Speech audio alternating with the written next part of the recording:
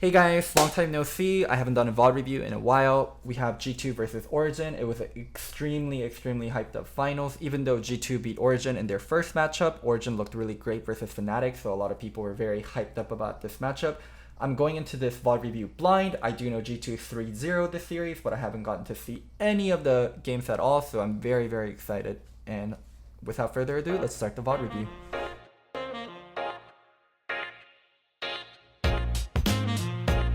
Alright, so wow, the trophy actually looks really dank. I think I like the European trophy out of all the trophies.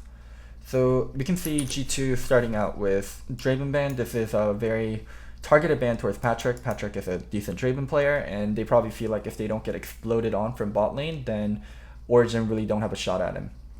Sylas is a purple side tax. From purple side, you almost always ban Sylas. The only time I recall Sylas being open recently is in the SKT versus Griffin finals, where SKT kind of allowed Griffin to have Sylas. So G2 opening up with Irelia first pick. Irelia still a very heavily contested pick in the meta, extremely flexible, can go both lanes. G2 opening up, or not G2, Origin replying with Galio. Galio I think is a little bit questionable, especially when you don't have Jarvan. When Jarvan is gone, I think Galio is a lot weaker. And then Origin opening up with Riot. So a lot of times you'll see teams taking strong solo laners that can be flex both lanes. And Riot is that, Irelia is that. And then G2 finish up their 2 and 3 with Sonateric. I mean, Sonateric, I'm sure you guys have seen it so much at this point. It is a moving fountain. It is a lane that has so much sustain, that brings so much CC, that can't really be punished early unless you have a very specific comp for it. And when it doesn't get punished early, once it gets into mid game, due to being able to put carries topside, it doesn't really get outscaled. A lot of people are like, just outscale this shit. It does not get outscaled. I think that is the wrong way to view it. You have to blow it up early and destroy it in mid-game fights, which is extremely hard to do. So kind of Origin's answer to it is Varus and Galio. Varus, Galio both come with a lot of CC, and Varus also with grievous wounds on his E. So there is a little bit of counterplay to the Sonateric. I haven't really seen the Sonateric successfully counterplayed yet, so I'm very curious to see how Origin will do versus it. Let's see some of the bans that came down. GP ban, I'm kind of curious about the GP ban. I don't think it was that necessary. Skarner ban, this is more of a targeted one towards Cold, and also this is a comp that doesn't do very well versus Skarner. I understand that very well. And then Nocturne. Nocturne I like. It looks like Origin drafted a very go comp. Like Nocturne goes in, Galio ults on top of it, Ryze and Varus can do damage behind it. They have a very straightforward comp in terms of what they want to do. They can also run 1-4 with Ryze and Nocturne, so Ryze split pushing to the side with Nocturne backing them up. That's another way they can play it. So how G2 replied to all this is like, we're going to pick Lissandra Olaf. Lissandra Olaf is the strongest, one of the strongest mid-jungle 2v2. I think the only thing stronger would be like Lissandra Rek'Sai, but Lissandra Olaf is still so fucking strong. So that's how G2 is going to open up the game. From their mid and jungle really getting a lead and either diving bot lane on top of a Sonateric or diving top lane on top of the Irelia. As for Origin, what their game plan is going to look like is they can run a 1-3-1 with Ryze and the Hecarim. They can also run team fights with Varus and Galio. They have a really good team fight opening with Nocturne ulting in and Galio ulting in on top. There is actually a lot of different ways that Origin can play out their draft. But I think to Origin's core, they have been more so of a 1-4 team than a 1-3-1 team. So I think they're going to stick with the 1-4 game plan, with team fighting being their main kind of win condition. As for G2, this is definitely a team fighting draft, but G2 as a team overall loves to play the map wide as possible. Lissandra and Irelia can both split push. So what I'm going to expect from G2 is more of a 1-3-1 into team fight and playing their map wide as possible.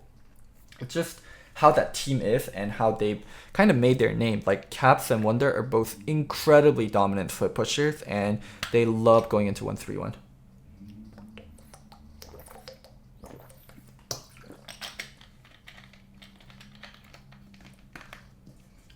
Alright.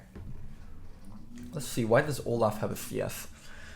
Olaf has a CS. That probably means he probably cleared out one of the wars. Yeah, so there's only there's 2 red wards and 3 trinkets used, so he probably killed Nocturne's ward. That's why Olaf had 1 CS before the game even started. Dude. I don't know how I feel about... I know exactly how I feel about Sonateric. I fucking hate Sonateric. You get some of the best mechanical players in the world, and then you have them play these double support champions, and it's so awkward. And there's a certain expectation that you have as a pro player and as a fan whenever you watch a G2 game. Like, you want to see Perks play an AD carry, or more so a mage in bot lane, and you want to see Mickey X play at least a better and a more skill showcasing support than a Taric. But as pro players, their job is to play the best thing that's possible, and right at the moment it's Sonateric, and they've done that. So Wonder flashed there to make sure Alphari couldn't get the knockback, or Alphari couldn't get ahead of him and knock him back towards the Nocturne. Good flash, making sure he doesn't die. And just gonna be farming up. I don't think this gank is really possible from Zonkos. If anything, he's looking for a counter gank. Oh yeah, he's teleporting in. He thinks Alphari might jump on top of him. Oh, this is gonna be a 2v2. Alphari missed, Wonder missed the stun, but Olaf still able to kill. Like, that is just Olaf as a champion.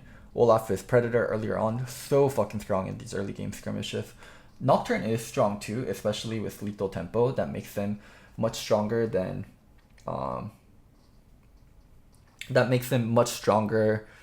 what he used to be. Like, Nocturne used to be a really weak champion early in the game, and later on he would get stronger, especially when he hit level 6 he would be much stronger. But having lethal tempo makes Nocturne actually quite a good early game duelist. Whenever you can hit your Q and then you proc the lethal tempo and you're able to fight, you're actually so fucking strong. Due to getting the bonus AD from Q and then the attack speed from lethal tempo, like, you have a lot of stats that you can play with. And then now he also has red smite, so he's really strong when he's able to fight. Ooh, what the hell? Looks like Caps was trying for a roam topside or trying to clear out wars, and then he got caught out and killed. Careful, Wonder. That's a 2v1 you got going on right there. No flash. I don't imagine him living off this. Yep. Very nice roam from Nuke Duck and Alphari being able to punish Wonder. I think what Wonder was trying to do there... Okay, let's see what Caps was doing. So Caps knew... Wait, he knew and he still walked in? Damn, Nuke Duck had a perfect timing on the W to deny Caps' V. So, what was I talking about? Oh, yeah, going back to Nocturne. Like, Nocturne, the only part that's bad about his early game is he cannot move in a very... He cannot gank. Like, as a Nocturne, you can counter gank, and you can gank people that are playing very stupid. But other than that, it's near impossible to really punish as the Nocturne. And a lot of times people will play stupid enough, or you'll wait in brushes and wait for people to gank, and that's kind of what Cole did, but it was an Olaf, and Olaf is way too fucking strong, and you cannot... Like, Olaf earlier on is just so strong. He has so much upfront damage. Later on, when other people get more items and more skills and get ultimates, Olaf becomes a little bit weaker. But earlier on, Olaf is such a monster. Alright, let's go over this red invade a little bit. Let's see kind of the tempo and the timing it's happening on. Irelia is getting push priority, not Irelia, Lissandra is getting push priority, because that's what Lissandra does. Olaf's up in tempo in jungle, he's already level 6 and invading the Nocturne red. Irelia has priority, so both mid and top lane have priority. And OG don't feel like they can fight this early, and also top wave is pushed in, so if they went to fight it, they'd be missing a lot of wave topside, so it looks like they're just giving up the red. The red going on to Irelia is really good for them. And looks like they try to reply with a bottom dive. Mickey X and Perks both recognized that they were about to get dove, and they backed up, and they opted into Dragon instead. Looks like... Ooh, holy... Zonkos, what a man. He's just fucking man-moding it in there. Cold on top of Dragon. Once again, you can see Lissandra has push mid. Like, this is something that Lissandra is going to have on pretty much every champion. And that's one of the core reasons why you play Lissandra. The way she gets wave priority is so good. You just need a little bit of AP, and then you can start clearing the backline with 2 Qs. And then you go QQ, and then you're able to clear the backline. And you can even use the W on the melee creeps to clear it. But you can clear creeps extremely quickly in less than like 4 seconds. So She builds priority, and then she recognizes that Nocturne is on top of Dragon, and they move for it right away. Janko's moving in. And then Cold in a little bit of a shitty situation because he was getting hit by Dragon and being slowed. He flashed, but Cap flashed right after with him, and then used W, waiting for the spell shield to run out, and then just killing him. Mickey and Patrick try to cut them off here, but it looks like Perkz was able to land a decent ult on Patrick, and Patrick had to burn Cleanse and run away. So just a lot of the priority from mid really helping out G2. And this is why Lissandra is so frequently picked, right? Because she's a very good champion for early game, and early game matters so much right now, so she's an extremely strong pick. And then when you go into team fights, she's also a very strong pick. The only thing bad about her is looks like Wonder able to trade 1-for-1, where Alphari had to burn his Ignite, and also Nocturne using ult. So let's talk about the Lissandra point, and then we'll talk about the top lane point, and then we'll move on with the VOD review. So regarding Lissandra, she gives you a lot of early game prio, and the early game skirmishes regarding Crab, regarding buff invade is extremely, extremely important right now. That's why she's so highly prioritized. And then in team fights, she also brings a lot of team fighting prowess. The only thing bad about her is she can get outscaled by champions like Swain, champions like Vel'Koz, champions that can outrange her and also fight her in lane and be stronger than her in team fight. But for, I would say, the decent portion of the game, probably 1 to 15 minutes, Lissandra is by far the strongest mid champion. And if you can execute during that time and you can get kills and you can snowball the game, then Lissandra is a great pick. That's why she looked bad in the LCS finals, because TSM really wasn't able to execute and they lost the mid 2v2. But in, I would say, most games where there is very high skill players that are able to snowball well and very fast tempo teams, Lissandra is going to be a great team. And yeah, that's exactly what Caps is able to do here. Also, another funny thing to note, Wonder is up 20 CS even when he's getting like ganked by Cold on a counter pick. Alphari counterpicked Hecarim into Irelia because Irelia was the first pick that they took. You can really see Wonder's laning prowess here, like how good of a laner he is. He got counterpicked and he's up 20 CS. I wouldn't say Hecarim is like a true counterpick into Irelia. It's a good pick that can play against Irelia, but still, like, him being up this much CS is so good. Udai, thank you so much for the gifted subs, man. Oh my god, Perkz is down 75 CS to Patrick. He's getting absolutely wrecked in the bot lane. So Kappa aside, Frostmancy Sona functions in a way where you don't really CS and you get gold, you get passive gold from Klepto and your Frostfang, and you only CS whenever you're about to base or you're trying to get cannon.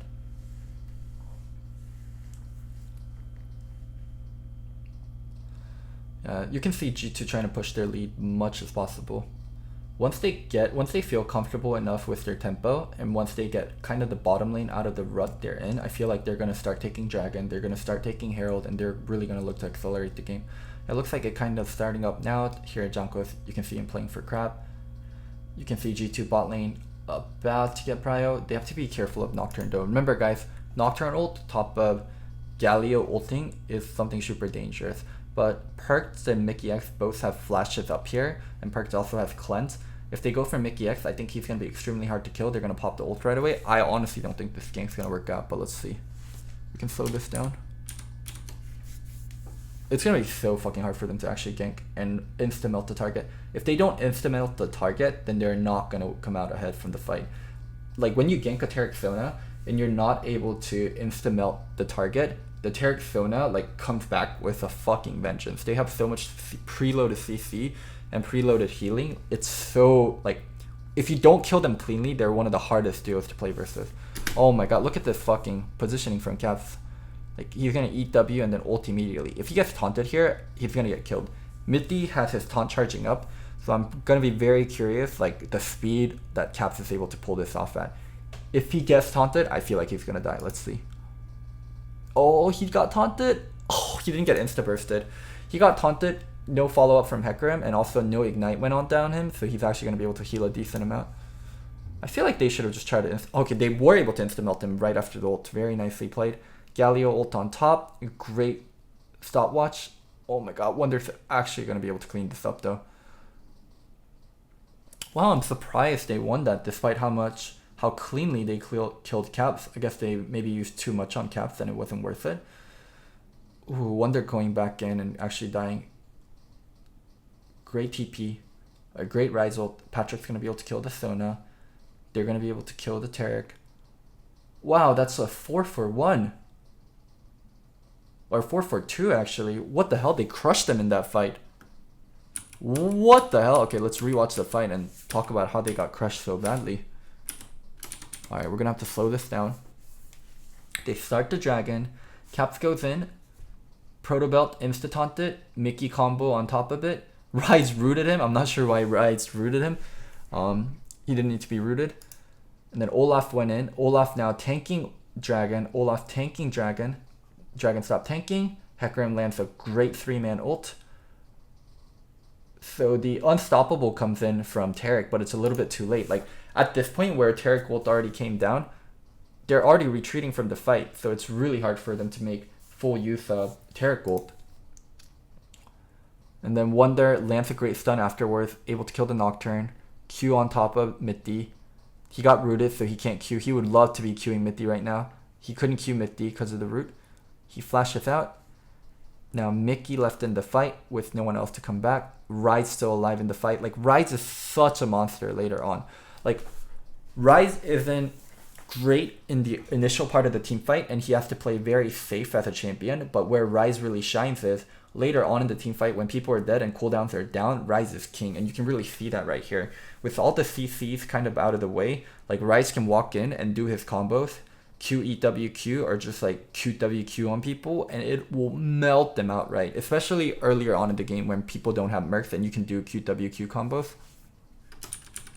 Damn. So a little bit over-eager from G2's part with Caps going in, with Perks and Mickey X being so far behind, and OG was able to clean up nicely.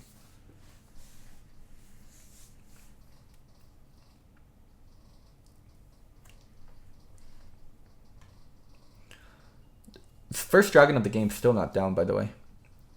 Yeah, we're just watching the fight again. Caps going in and getting insta-melted afterwards. That was actually such a nice Hecarim ult. I would have liked it before he used ult, but that itself was still fine too. Because he delayed the Hecarim ult, he was actually able to hit 3 targets.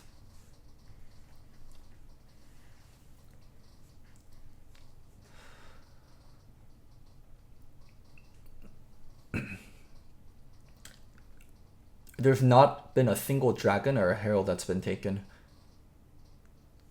I'm not sure if it's nerfs from both teams or both teams being kind of hesitant to take on the full objective fights. You can see now OG fully set up for the dragon, G2 not going to contest, and G2 going to trade for herald instead. G2 probably feels like they can't take the team fights right now, so they're going to be doing the trades, which is a good way of finding a solution. If you're not able to team fight a team at the moment, being able to trade objective is more than fine, especially if you're the losing team. I mean, as the losing team, like, trades feel so good because it's allowing you to catch up. Wonder got the top turret for Alfari getting the bot turret. A lot of trading going on. Also, one thing that's going to be problematic for OG later is how big this Irelia is going to get. I think they're going to try to deal with it in combination of Rise plus Nocturne in the side lane or Hecarim plus Nocturne, but Irelia, once she gets big enough, this champion is like, this champion can be very hard to deal with.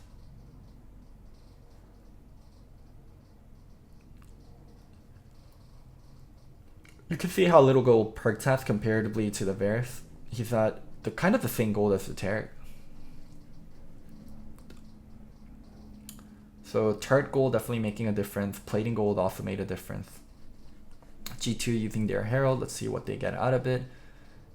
Looks like it's going to be able to charge down and kill mid turret. Mid turret is the single most important turret to get. So turrets are even at 2 and 2. OG has an Earthdrake, which is really huge. In terms of outscaling, I would actually favor the OG comp. I think, like, truly outscaling. Like, 40 minutes into the game, Rise and Varus are going to be fucking unstoppable. And they actually... Oh, whoa. What was that lag right there? Let's go back and watch that real quickly. So they got a really great invade here where they were able to skip through the vision. So Irelia does not know if they're there. Irelia does not know they're here. And she's like, oh, I wish Alfari waited a little bit. They snuck in past the vision, so Irelia does not know he's there. But he's showing before Irelia actually checking in. If he just waited, Irelia would have checked in further, and I think this would have gone so much better. Let's see what happened. Irelia flashed out before getting hit by the Hecarim ult, and she got hit by the Nocturne damage, but she flashed out, so she's not in danger. If Alphari waited just a second there and allowed Wonder to check in, oh man, that fight goes so differently. They open with Fear on top of Irelia, and then Nocturne Fear on top of that, while Irelia is ignited and getting wailed on by 2 people. That would have been so good. Yeah, they had no vision, so they were just waiting for the Irelia to check in. They could have just waited a little bit. G2 doing a very good job of playing from behind, and actually, so what their coach Grabs said is, this team plays like fucking crazy This team plays like crazy when they're ahead, and they play without any restraint earlier on it. But later, when they're able to... Yeah, this is what we talked about, remember? Rides in a side lane, gonna be really hard for them to deal with. Whoa! Hecarim, why didn't you get on the... Oh my god, the horse didn't get on the portal. Oh no. Then he got rooted out of the portal. So, one thing that Grab said is G2 plays without restraint, and they play kind of crazy when they're ahead. But when they're behind, they're actually such a good team about playing discipline, and you can actually see that. They aren't taking risky fights, and they're kind of playing for vision and allowing themselves to scale up and wait for the right items, which is really nice to see. Damn. This would have actually been so good from OG if they could just fucking make it out.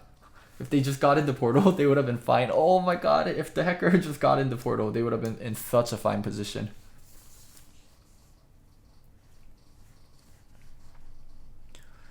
Then now, let's see what's going to come up. So next Drake is Inferno. Perks finished his Archangels. Caps has 2 items. Olaf has 2 items. G2 is going to start looking for the fight. Yeah, they feel confident enough with these items that they can fight. So this is where Taric Sona really truly comes online, when they're level 11 and they have their items and they have kind of the infinite mana going on. Then there's infinite healing. They have infinite mana, infinite healing, so they can keep fighting, and they can take pokes, and they can take a little mess up of a fight and heal right back up. They get so many chances, where OG only gets 1 chance to team fight properly, and if they don't team fight properly on their 1 chance, then they get out sustained. So it's super important that they're able to team fight properly here.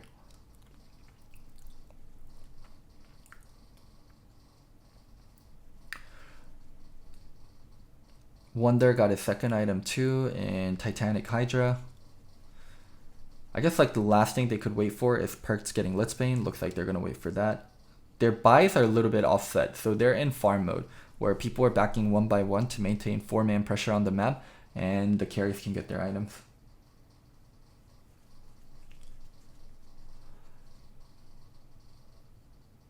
Oof. Actually, how did that happen? Why was Patrick checking in there? Oh, so they were clearing a ward and they don't have much vision, and Rides is on top side. So they open on Patrick. He's able to cleanse, flash out, chasing down Alphari, but Alphari has ult if it really comes down to it. Yeah, really good job on G2 to pressure them though. But if they're gonna have Rides in a side lane, they have to play much slower. Remember what we talked about though? G2 plays the map wide.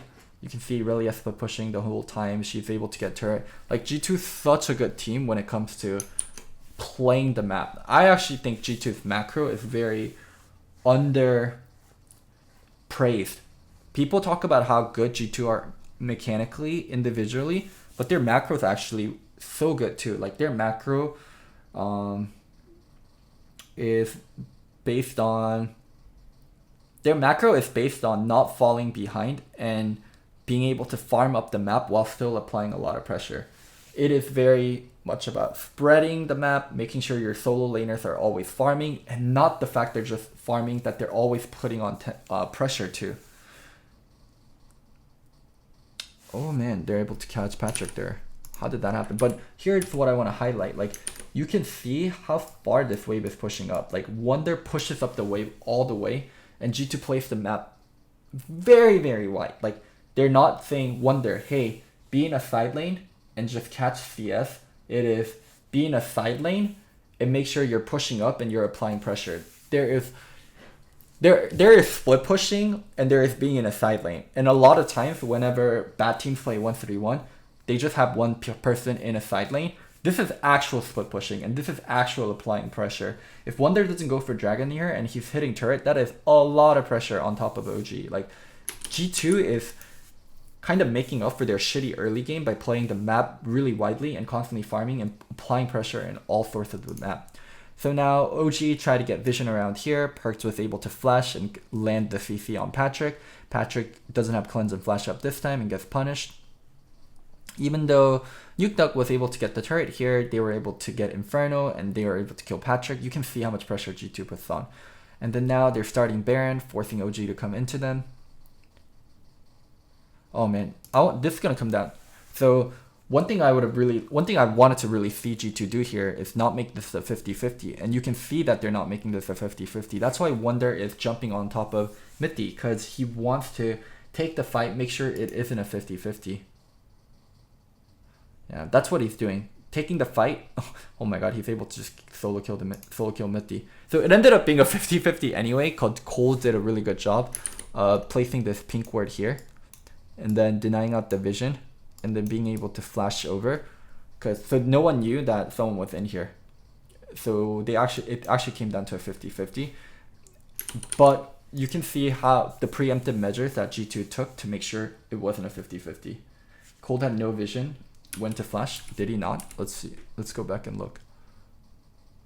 Oh, you're right. He doesn't have vision. Wait, there's a pink ward here. So it's at 2k. So he knew when it was at 2k. He had some context, but G2 bursted it really well. But I think it's false to say it was blind. He definitely had context. There's actual blind Baron steals where like you have to kind of shoot an Israel ult and hope and pray for it. But they waited. They waited and it was as close to, it was a good setup from G2. I'm not saying the setup was bad. What I'm saying is it was still possible chance that Cold is able to take it. Yeah, more like a 70 for G2 and a 30 for OG. And also they got it to a burstable amount from Olaf. I do agree on that. But you can see from G2 here, like where a lot of teams I feel like would be afraid kind of split pushing 4 and 1 here because of the Nocturne ult and the Galio ult follow up. G2 is able to 4 and 1 and they're able to split very nicely and take the mid inhib while going back bottom. G2 macro is good. Do not let people tell you G2 macro is bad. G2 macro is good. It is a little bit different from what traditional macro is, but their macro still is good. Let's slow play this team fight.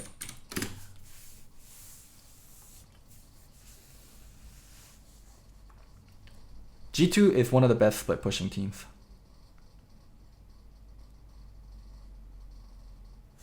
So the fight starts with Hecarim going on top of them, but you can see Hecarim being able to get stunned. Olaf using stopwatch to make sure he doesn't get focused. Now Hecarim's in the awkward position where he used his ult and he has to kind of get out, but he's stunned. It's going to be a really shitty fight for Hecarim. And then what Caps is doing here is going in and he's going to buy time. He's going to self-ult and then he's going to use Danya's and he's going to make sure Locodoco, Patrick, and Mitty are not able to get to the fight while rest of his team takes on a 4v2. So, and then he uses Danya here. They're able to clean up the 2 people and then he's going to use stopwatch after too. Oh, not using stopwatch, but flash. So all Caps is doing there is just buying time. And that's all he really needed to do. Buy time for the rest of his team to clean up the 2 melee champions and Nocturne and Hecarim. And they did that perfectly. Like G2 team fighting is so good because everyone knows their role and they pull it off perfectly. Man, that was well played.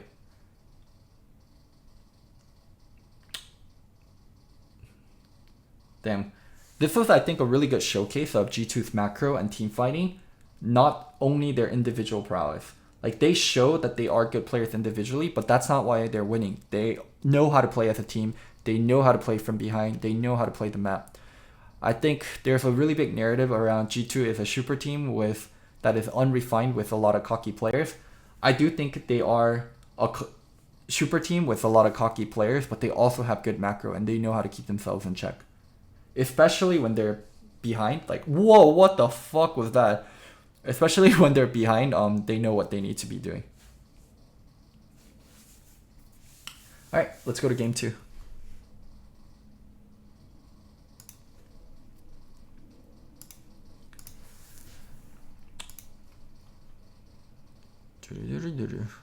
Oh shit. X-Peke. Alright, let's go to game 2 draft. Yeah, Lysandra passive is so good in team fights.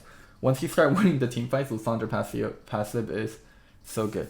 Okay, so a lot of chat is hyping up the draft. I'm very excited. Like, what do they do in draft that is making you guys so crazy?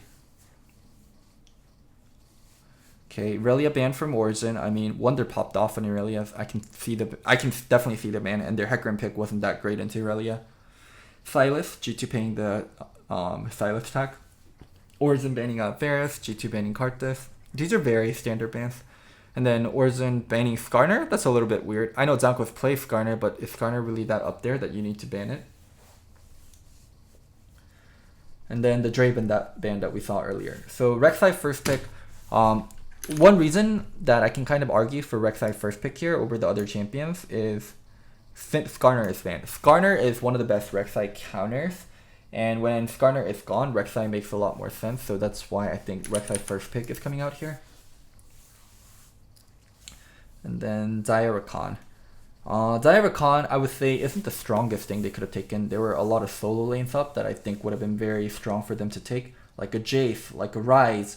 Like a Jace Ryze draft right there would have been really strong. And then going with Sona Taric. The Sona Taric we saw earlier from G2, this time Origin playing it. I'm surprised G2 actually didn't take Sona Taric and they're opting into Xayah Rakan. The Ryze pick that I talked about. I mean, Ryze, what can we say? Great split pusher, being able to flex multiple roles. Even though Nuke Duck didn't do that great on it, you can, like, Ryze is still a really strong champion.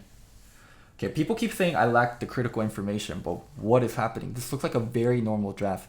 That's a Xayah, that's a Rakan, that's a Ryze. The only thing weird about this draft is probably the low Jace priority and Sona Taric.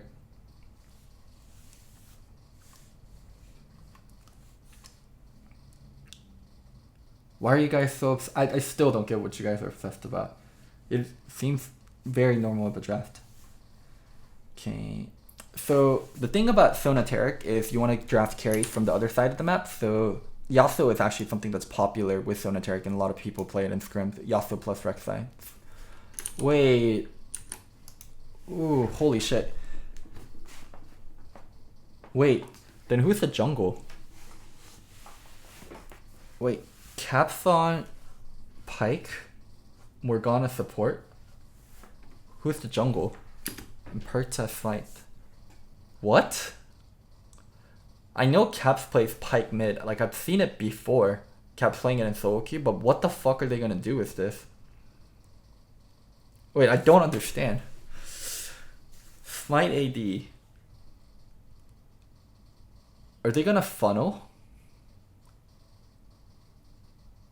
Oh my god, they're gonna funnel.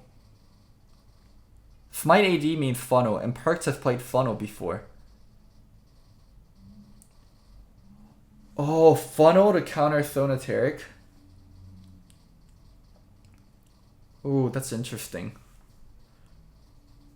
Morgana, Pike bot lane. Xayah Rakan funnel mid side. Riot killed funnel though. The gold you get from funneling is a lot less than it used to be before, and you can't shoot past people in levels like you used to. You can't shoot past other people's level like you used to. So Riot put in place kind of a XP cap on the side that has the jungle item, so they can't get additional XP from the jungle camps if you're the highest level in game.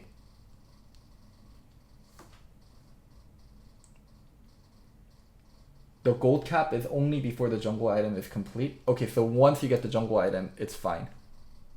Okay, after you get the jungle item, you get full gold. but you won't get the jungle item for a while. Let's see how this works out. Pyke Morgana mid lane. Or Pyke Morgana bot lane. Funneling's about pressure. When you funnel, right? If you play funnel without pressuring, you actually lose. And it looks like G2 actually understands that they need to put on pressure as they funnel. You can see them counter jungling. You can see them getting this is, oh my god, this is actually so bad. Oh my fucking god. Wait, why'd they do this? I don't think this is a great timing for them to go in on. Alright, let's slow this down and watch. Okay, Nuke Duck hits level 3. They're trying to go on Perked. Perked was able to root Nuke Duck. So when Cold is jumping in here, Nuke Duck should already be doing damage to Perked, but he's not. And he doesn't have any of his Blaze charge, so he doesn't have Tornado. So after the root, Perked flashes out. Cold gets knocked up. Ignite on Cold. They're trying to kill Cold.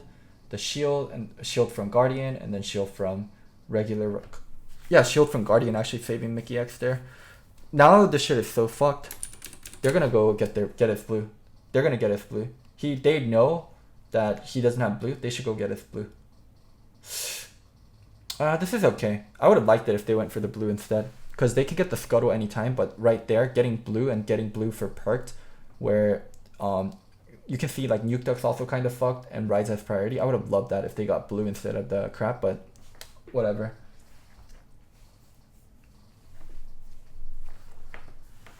Damn, Zaya's gonna be so ahead now though. She got first blood. She's actually getting funneled pretty decently. What a crazy way to play out draft. Sonateric, what's the CS like? 36. Oh my god, it's so hard to directly compare CS. Oh, this dive, what the fuck? Wait, it's Caps diving. Caps is support. Zanko's got pressure bottom by himself because he's a Morgana. He doesn't have to be afraid of Taric or Sona stunning him. So Caps roamed all the way top. I thought it was Perked and Mickey X getting priority and roaming, but it was just Perked like farming off to the side and Mickey X and Caps. Damn, this is so fucking weird. As a Kennen, I'd kind of be like, what the fuck? I'm like, why the fuck is the Pyke and the Rakan in my lane? Damn, G2 is actually playing this so intelligently though, because Rise is very good versus Kennen, and Rise will get priority on Kennen. And on top of that, they're kind of using Sona Taric doesn't provide any kind of pressure in bot lane, because they don't provide pressure. You can put something like Morgana versus them, and she can even farm, and the Pyke can get freed up to roam, while mid and jungle funnels mid side, and make sure you have a strong carry anyway. So when they get to team fights, their team will still be very strong, and they'll still be able to run a split push with Rise. But they neutralize a lot of what makes Morgana Taric good. Or they neutralize a lot of what makes Sona Taric good by putting them work bottom.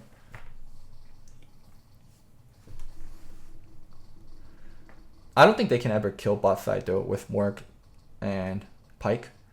It's just going to be Morg holding lane and Pyke roaming much as possible.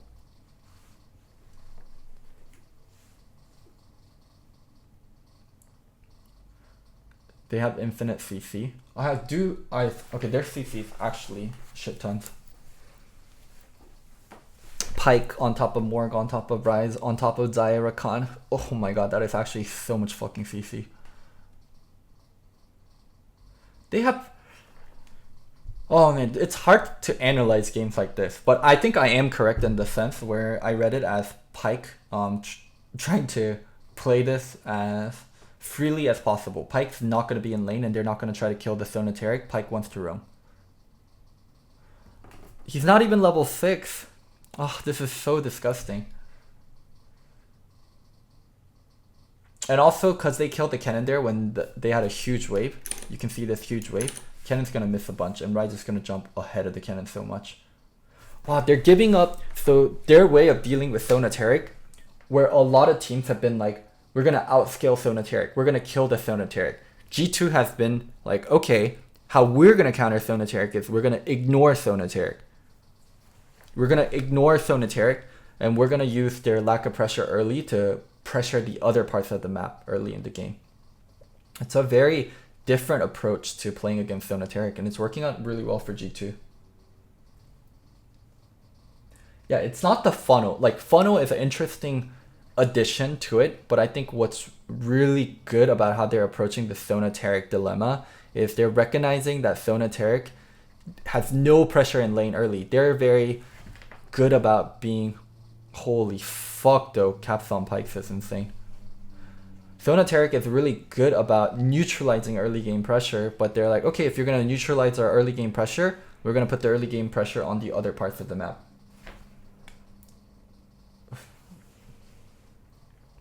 And from Origin's point of view, they're like, wait, what the fuck is this shit?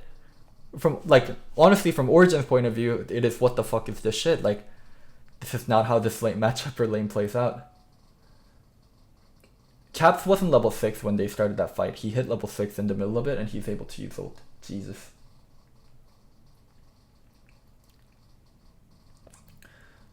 Well, guys, shit. I really want to touch on something that's important here. So remember what we talked about? Remember what we talked about? When you play Sonateric, you need to make sure you have carries on the other sides of the map, because Sonateric scaling is bad, and you need to make sure you have strong carries. So a lot of people play stuff like Hecarim, stuff like Yasuo. If you look at the gold graph, look at the people that needs to be strong for OG. It's Nukeduck, it's Alphari. But they're actually behind in gold, especially Alphari. He only has 3.4k gold, to Wonders 5.1 and Perks 5.1, and even to Zankos is 4.4. So the people that needs to be strong on OG is actually weak right now in Yasuo and Kennen, because team fighting power and the actual strength of Sonateric comes from top side of the map being strong, but their top side of the map is weak. Man, wow. What a great approach from G2.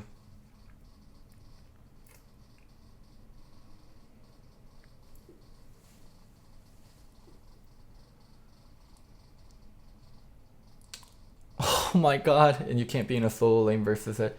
And topside is winning a 4v3. And Janko's just TP to even it up to a 4v4. What the fuck is this game? Remember what I said, G2 knows how to play the map wide. They're not just good individually. They're also, them being innovative, I think, isn't a big thing. Yes, they are being very, very innovative right now in this game, but normally, actually they have been very innovative.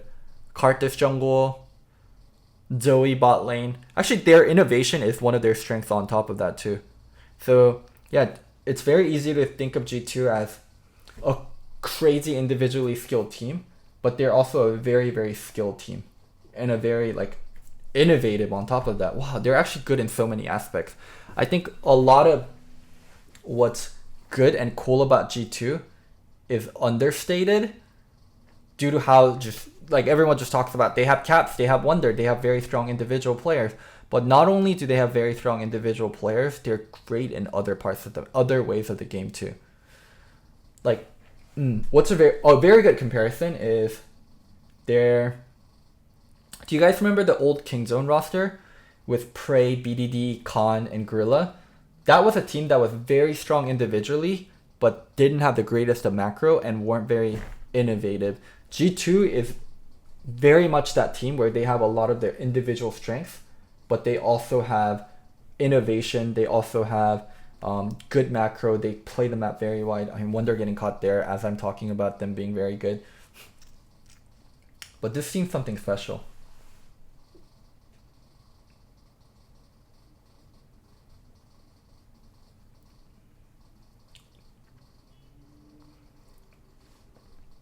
Then how did they finish this game out? G2 will end this game quickly. One, I know because all the on Twitter people talked about how fast G2 ended this series. But two, also G2 is a team. Once they have a lead on you, they go for the jugular. They're not a team that wastes around. Like once they get this lead, I know G2 will finish out the game. So they took 5 turrets before Baron even spawned. 5 turrets before Baron even spawned. Holy shit. What the fuck?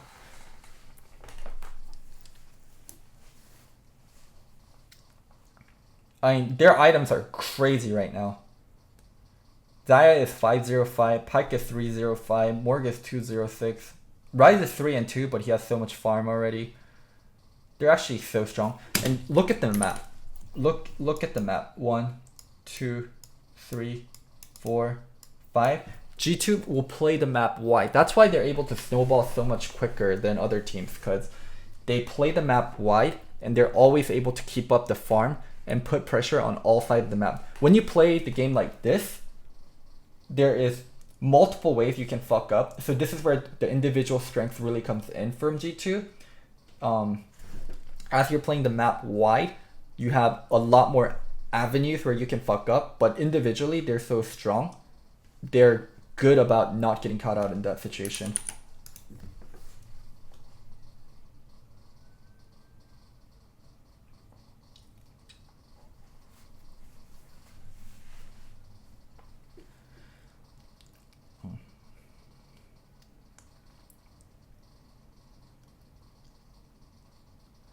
So kind of people are talking about ceiling regarding G2. We can talk about that while we watch this game.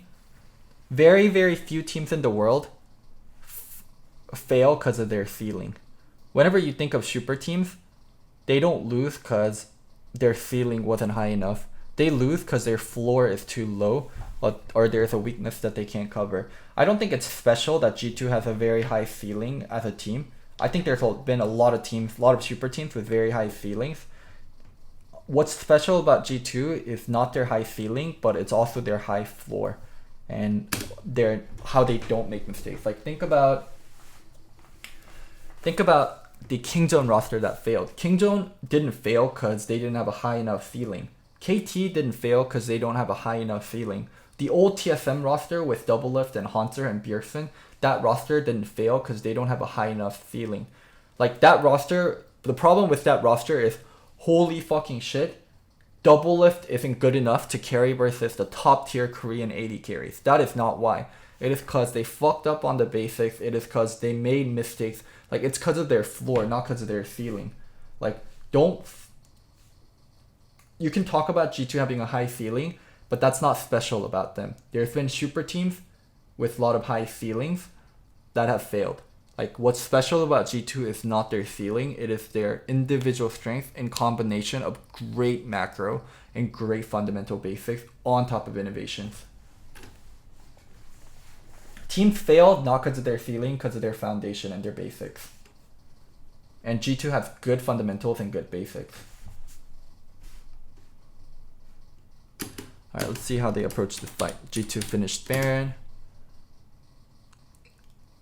Opening up. Janko's in the middle of them while Taric ult is going off. While they're invulnerable during the Taric ult, Janko's is also invulnerable. So as they're coming out of the Taric ult, they're getting stunned. They killed one target. Caps has his ult loaded. They just need to get one more target low and then Caps will go off. Let's play this slower. They're waiting for it. Perks flashed out of the fight, so they all have to exit the fight when one person flashes the wall. Almost everyone does. Unless you're Wonder, you can go forward and you can kill everyone and then Caps jump back in. Unless you're okay, 3 people flash out of the fight and Wonder's like, okay, 3 of you guys flash out, I'll just kill the 2 of them instead. Crazy.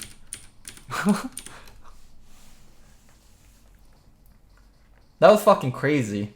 3 people jumped out of the fight and Wonder by himself is like, okay, 3 people jumped out, I'll go in and kill 2 of them, 4v2 or 4v1.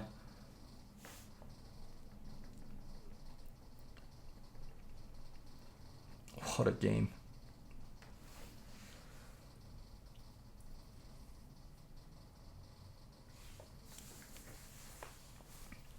How the fuck did Wonder play this fight?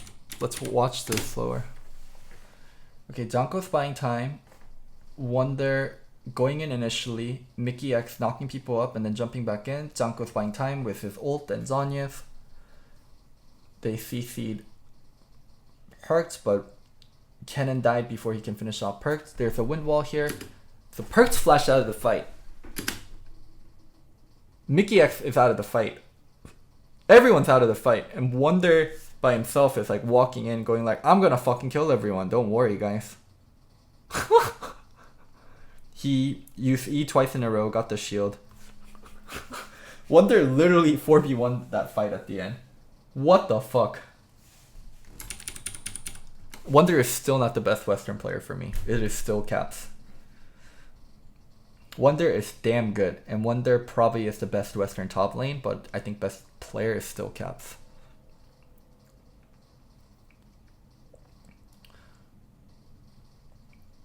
I will say Wonder is more consistent than Caps.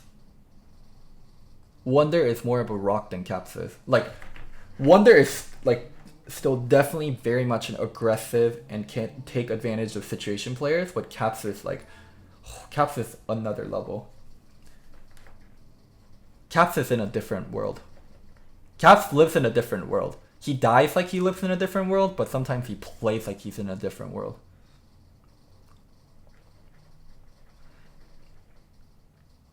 Oh man. Oh, I really want to talk about the ebb and flow of that fight.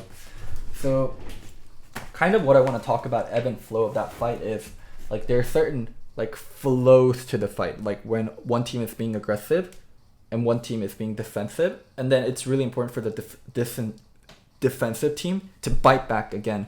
Like, so there's a flow where you play safe, you let the other team engage, and then you make sure they can't commit, and then you catch them on the way out. And G2 did that really well here, so that's what I want to highlight. Alfari going in. Fucking Pikachu mode. He gets rooted. Park used ult. They have ult on. They used Carrick ult. So now Yasuo went in, he got charmed, and then but the charm duration wasn't long enough, and the knockup duration was long enough, so Yasuo was able to go in. Look at the disengage, backing out. No one got hit by the Sona ult. No one got hit by the Sona ult. Everyone's backed out. Everyone's out of the Yasuo range. Jankos went in. Oh my god, where did Jankos come from?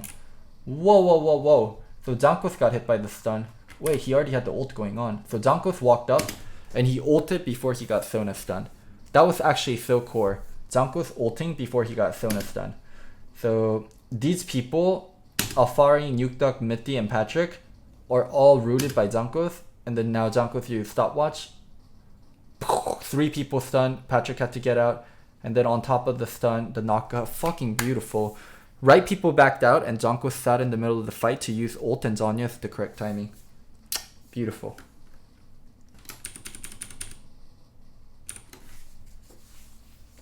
That ult from Jankos, holy shit.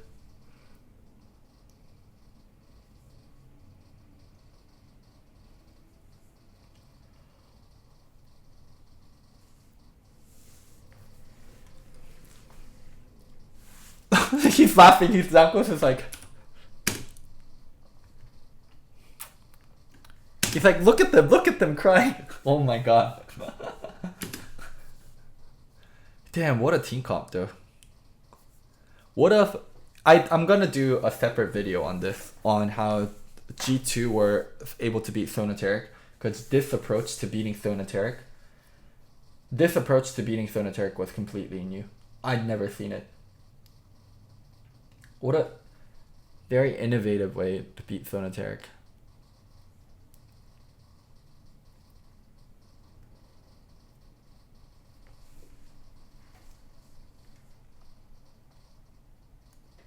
No other team can replicate this? For sure, no other team can replicate this. Alright, let's go to the next game.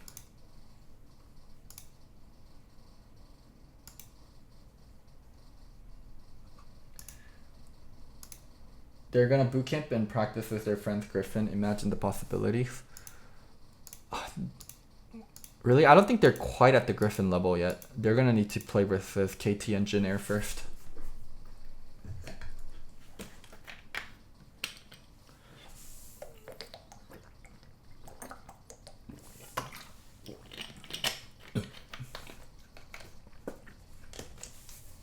I would explain to you guys, but You guys are too small brain. I don't think you guys would be able to understand. Alright, Irelia ban. Once again, they couldn't handle Irelia. And then Varus is just a really strong pick that can be taken here. And then Skarner ban again. I'm pretty sure they're going to take Rek'Sai. Silas, as we talked about, purple slacks. They banned Sona. Okay, so they probably were like, okay, it worked the first time. We don't have a second strategy to counter Sona Taric. So they're like, even though we beat them the first time, we don't have a strategy that's gonna work again. So this time we're gonna ban the Sona.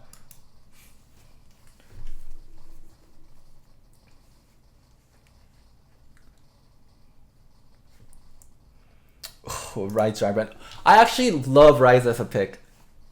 Rise is so strong as a pick and it's so flexible. I think the right counter into Rise is Jace though. I'm surprised both G2 and OG are playing it, like not playing Jace. Oh, Graz is here. What is he saying? We could have done it again if he wanted. We knew we beat them standard. And Jankos can't be annoyed, or CDA can't be bothered to play another support game. Are you fucking with me, Graz? Are you fucking with me? Can't be arsed. Can't be asked. Wait, so they could have done the same strategy again? And literally, at the finals, one of their players is like, I don't want to play another support game. Are you fucking with me? That is not... I feel like Graz is trolling. I feel like that has to be troll. No way. No fucking way. He has to be fucking trolling.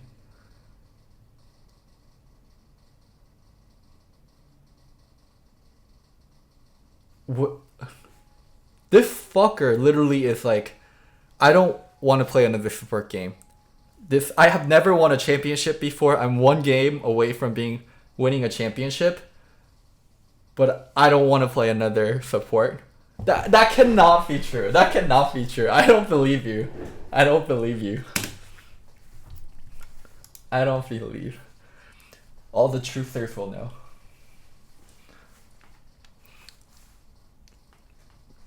So Rise Jarvan.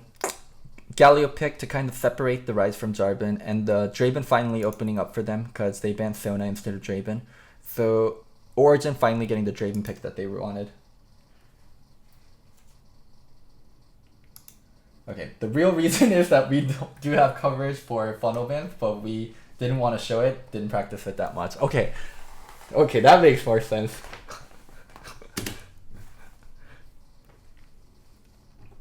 Also, Grabs, let me know if you're free tomorrow. Free, not tomorrow. Today is Tuesday. Wait, is today Tuesday? Today is...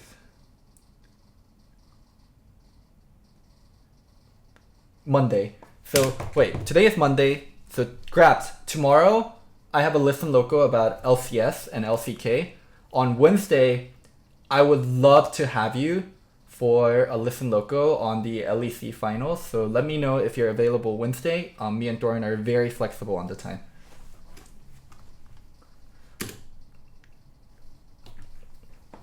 Okay, so what is it? Fuck this. This wasn't the best way to invite him. Not live on stream. Let's DM about it. Let's DM about it. I don't want to pressure you on stream. Okay. Thank you so much, Grats. Oh shit, Mickey X also? Oh my god. Okay, if not Grats, I'll ask Mickey.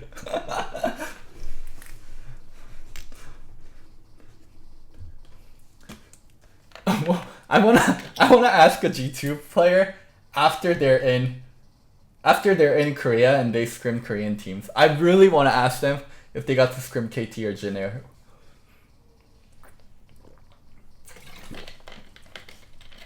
Congrats on the finals, Mickey, and hope your wrists are doing well. Alright, anyways, let's get back to the review. LeBlanc ban, Cannon ban. GP, Canon GP. GP is actually an interesting one because a lot of people don't mind the GP rides, and especially the Canon one too. These bans from G2 is kind of weird for me because rides top beast both these champion a lot of times. Ooh, Kali. So they're gonna take another probably. So the blue side ban that or blue side draft that Origin is doing is probably gonna be double flex solos. What double flex solos allows you to do is it allows you to flex both ways. So that's one way you can play versus flex pick as blue side. I wouldn't really say Aatrox is a double flex now. He can't go mid. He's almost exclusively top. Maybe they will still play in mid. So this isn't quite the double flex draft that I was looking for. Okay, now where is this Nico going? Nico knee. Is it Nico AD? Oh my god. Damn, this is gonna be a headache. It can be Nico bottom, Nico top, or Nico mid. This can go 3 ways. This can go 3 ways. The only things we know for sure are Kench support and Jarvan jungle.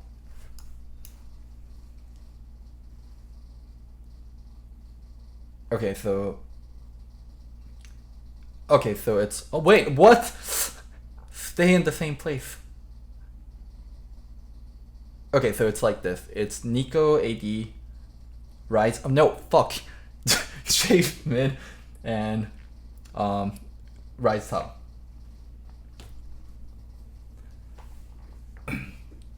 Okay, now it's locked in. Rise top versus Aatrox, which is good.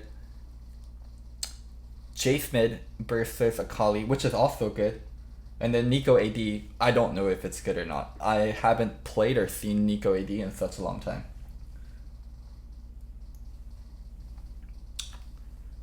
This is what's so good about Flex Pick. Flex Pick is so the way it messes with the other team in draft. Like, I'm someone that's just watching, right? I'm not playing against them, and it's still really confusing for me in the draft. But for people that are actually playing against them, like, it is such a nightmare.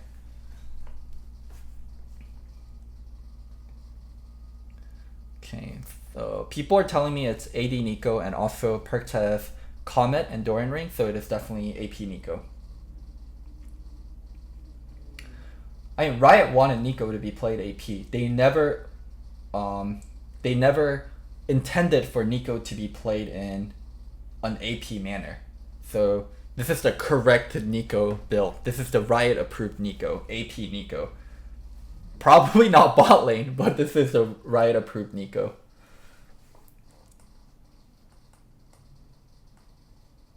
Jarvan level 2 gank. Oh, it's gonna be brutal. So he got rooted and he's gonna EQ'd. So why this is so fucking brutal from the Aatrox side, even if he survives the gank, is if you burn your flash versus Ryze, you have no way to punish the Ryze early, and Ryze can play so aggressive on you. Oh my god, this is gonna be bad. Burn the flash. At least he didn't get chunked by the Jarvan and he dodged the damage, but this is fucking bad. Now the Aatrox can't play up.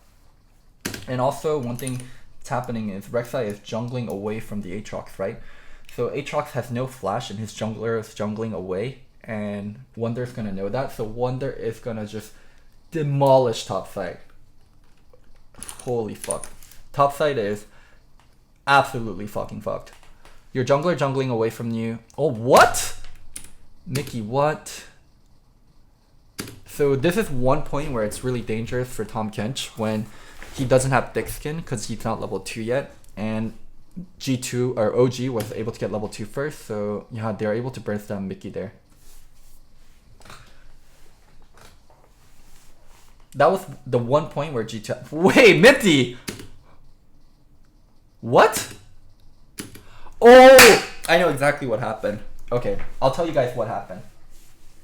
So this is a trick that you can do versus Galio. I'll tell you guys a trick that you can do versus Galio. It's when you're up there trying to... Whenever Galio's trying to get the Demolish proc, right? His passive will go off on turret, and it'll do a little bit of AoE damage, right? So Perkz, what he did was he stayed next to the turret, so he took the AoE damage when Galio did his slam down, and he's able to root him. I'm pretty sure that's exactly what happened. Let's see it slowed now. I'm pretty sure that's exactly what happened. Oh, he just killed the wave. Okay, fuck. I overthought this. Never mind, never mind. That's not what he did. That's not what he did. Never mind. But that is something you can do. That is something you can do, but that's not what he did. He just killed the wave. Never mind. False call. False call. Yeah, editor, cut that, please. But that is something you can do versus Galio, so think of that when you play versus Galio. But that is not what happened that game. Perks actually could have done that. If Perks was smarter, he could have done that. He could have been right next to the turret to make sure that he took the AoE damage. Damn. He could have done that. I'm just smarter, you know. It's not me being dumb, it's Perks being dumb.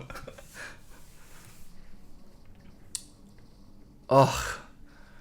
All the OG solo laners are actually playing overly aggressive and getting punished by really simple Jarvan ganks. I think at this point, like, OG mental is kind of broken, where a lot of players are playing over aggressive and getting punished for it. You kind of feel like why reverse sweep is so rare is once you're down 0-2, like, you lose trust in your players a lot. You lose trust in each other, and you kind of have to overplay.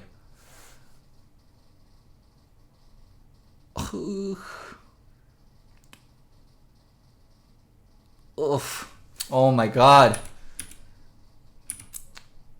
They're chasing. They're going for the Rise. TP coming down here. Rise flashes before he can get knocked up. I'm surprised he didn't go for the knock up there. Now he's fucked. The only chance they had was to try to kill the Rise and get a 1 kill for this. It's so fucked. Oof, good dodge from Mafari. But Blue Smite it. Doesn't have his spells up. Aatrox kind of sucks balls when someone's right next to you because your initial Q hits from a range. Damn, it's gonna be brutal. Their top side of the map got smashed.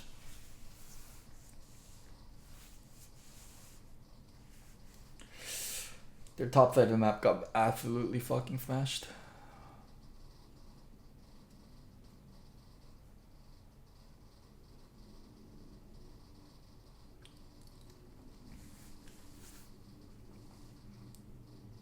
Now, Jace has Hex Drinker. He's probably never going to die to the Akali. The only, I would say, point of aggression that... oh man, Cass is so disrespectful. Because they use cooldowns, he's just staying up there ready to Q them. The only real point of aggression I think they're going to have is from bot lane. Other than bot lane, I cannot see a world where OG can kind of try to get a lead on a solo lane. Ugh. Ugh. This is the slow death, so hard to watch. The rides with double, what if not corrupting? Holy fuck. Double Dark Seal, the regen's gonna be crazy. Jace with Hex Drinker, like the way that G2 built their early game leads makes it really hard for OG to kind of come back on it. So they would have to look for an outplay. Maybe, actually mid lane is one point they can look for an outplay because they have a Rek'Sai. Rek'Sai plus the Kali, especially if they can get a good jump on the Jace when he doesn't have flash, that's a way they can open up the game. Mid lane is, I would feel so much more confident about them opening up the game mid lane than through top side. And also generally as like a playstyle thing, I think Wonder is so much harder to gank compared to Caps.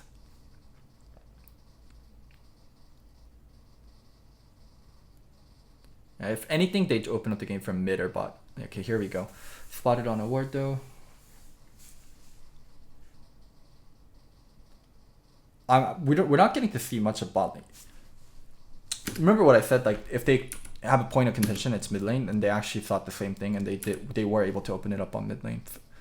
Stop showing me bot lane, show me mid lane. Okay. I mean, it looks like they went on Caps, and then Zankos got stuck in the middle of it, and then he died. I couldn't really see what happened because they kept showing us bot lane. Oh? Oh, he's waiting for his EQ. Oh! Oh! Oh my god, that feels bad as a Draven. Ugh. Okay, so here's the gank. Let's slow play and watch. They initially get the poke on Nuke Duck. They go in. Oh, okay, so he landed the Q on Cav. But he got airborne. Caps, I think Caps maintained too much of a distance there. Yeah. If Caps maintained too much of a distance there because he wanted to make sure the Rek'Sai doesn't go in on him, but I think he could have been a little bit closer.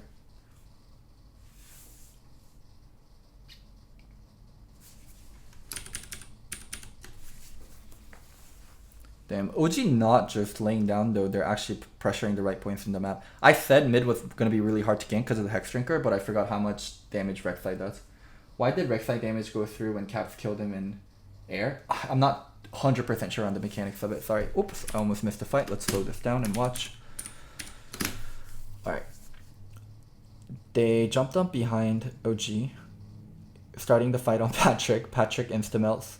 And then Mickey is able to save Caps before he takes damage. Perks lands the stun on Nuke Duck. Nuke Duck, even though he's invisible, taking a lot of damage. Mickey X able to deny the kill with stopwatch. This is so sad to watch. This team's down 0-2. Why do you have to do it to them? G2. Ugh. It's so fucking sad. G2's so mean as a team. They showed no mercy there. Ugh.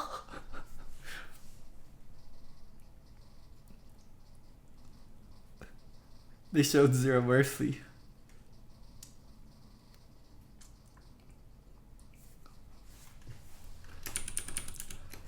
I feel like they're flexing on them sometimes. Fucking Nico. I wonder what their practice is. Because when you practice, you're actually able to... One thing I'm super curious about G2 practice, and I'll ask a G2 member on a Listen Loco, is when you practice, right? You're not able to practice multiple strategies that well.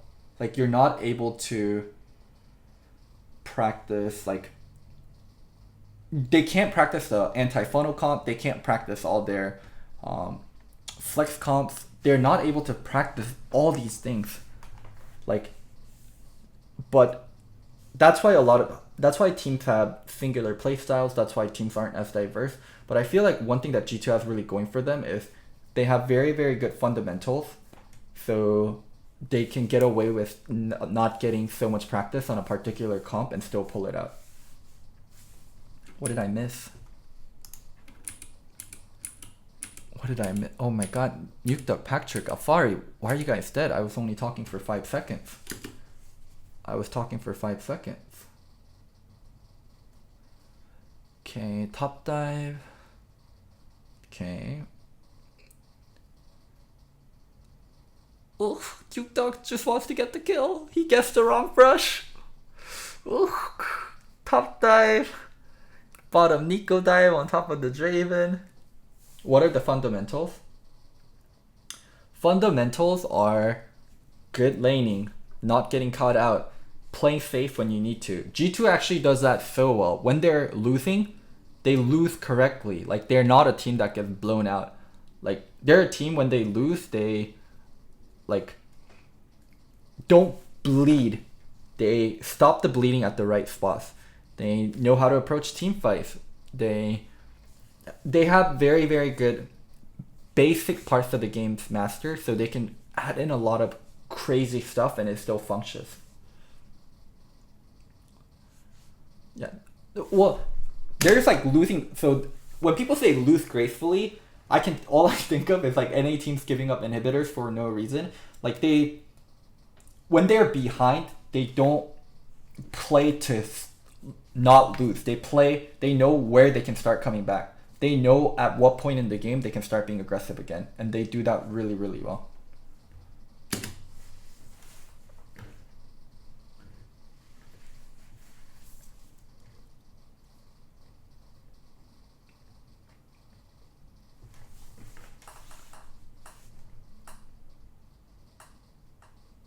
a lot of like G2 style teams, right? Like I keep talking about a G2 style. Like what I mean by G2 style teams is teams with very, very strong laner.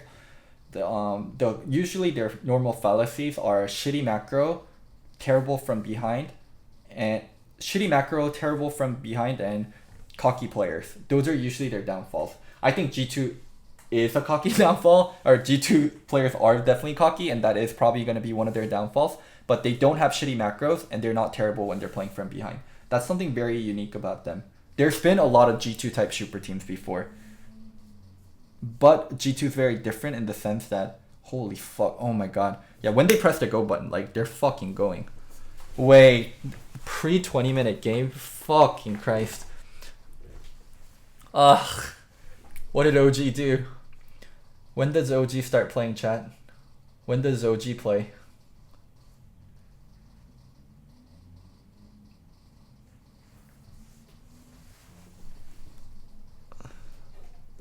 I don't even think this is on OG. Like, G2 just fucking showed up for the finals.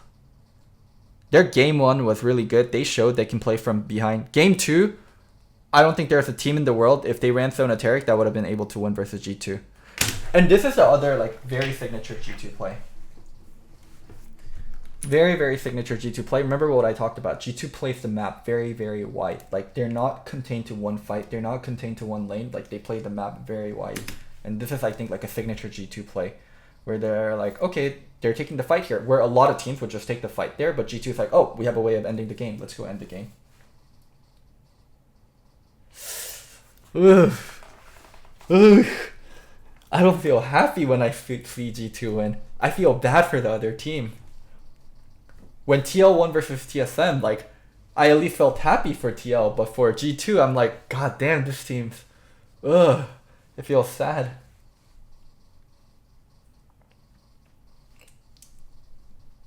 Ugh. Fastest game in EU history was the game-deciding match. The fastest game in EU history was the game-deciding match. Oh. Oh, G2. God, I want to cheer for G2, but they already have so much fans, and this seems just so good. Ugh, I like a little underdog aspect, but G2 is just good players on top of good players on top of good players. You know, when we talked about Grabs as a coach, and one thing I said was, I think it's going to be so hard for Grabs to get credit as a coach due to how good G2 players are. After watching G2 play this split, I think I want to take back my statement. I think Grabs deserves credit as a coach, because G2 wasn't just a good mechanical team. G2 wasn't a good solo laner team. G2 wasn't just a team reliant on their talent. G2 was a team that had a lot of different pieces and were able to use them very, very effectively. There has been teams like G2 before. Like, this G2, it's not unique that G2 is very good individually. That part of G2 is the least significant thing about them.